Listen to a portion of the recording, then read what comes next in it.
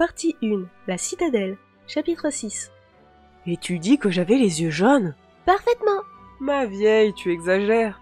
J'étais à quatre pattes, en train de me disputer avec un loup gros comme une vache, et j'avais les yeux jaunes. Comment veux-tu que je te croie? Arrête l'alcool.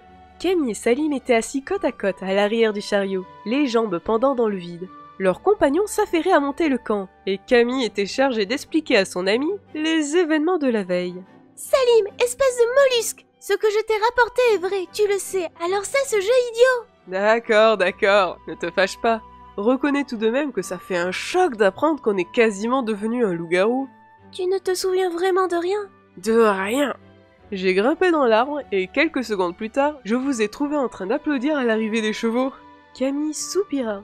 Je peux te certifier qu'entre-temps, outre ta transformation, tu as sacrément roupillé. C'est bon, j'admets. C'est dur, mais j'admets. J'aime autant. Salim se racla la gorge et reprit d'une voix hésitante. Camille? Oui? On ne s'embrasse pas pour fêter nos retrouvailles? Désolée, j'aurais trop peur que les vapeurs d'alcool te gênent, rétorqua-t-elle d'un ton railleur. Et puis tu sais, les bisous avec les mollusques. Salim leva les yeux au ciel. Je disais ça pour rigoler. Eh bien rigole.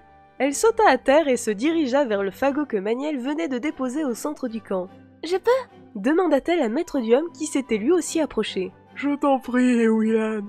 Elle se glissa dans l'imagination et dessina une flamme. Elle fit ensuite basculer sa création dans la réalité.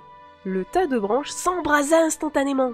Et Yana, qui avait assisté à la scène, applaudit chaleureusement. Joli travail, moi qui n'ai aucun don, je suis toujours étonnée de voir quelqu'un dessiner. Je croyais que tout le monde savait créer une flamme, releva Camille.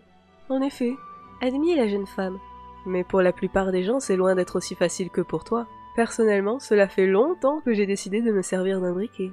La marchande désigna Salim, toujours assis à l'arrière du chariot.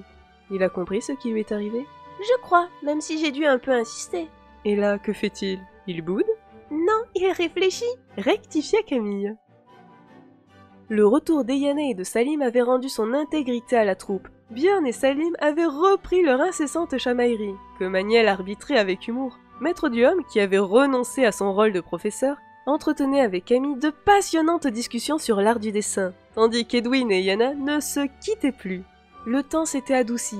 Les incursions précoces de l'hiver n'étaient qu'un mauvais souvenir. Un automne radieux s'installait peu à peu. Un automne aussi radieux que le sourire de Salim lorsque ses yeux croisaient ceux de Camille.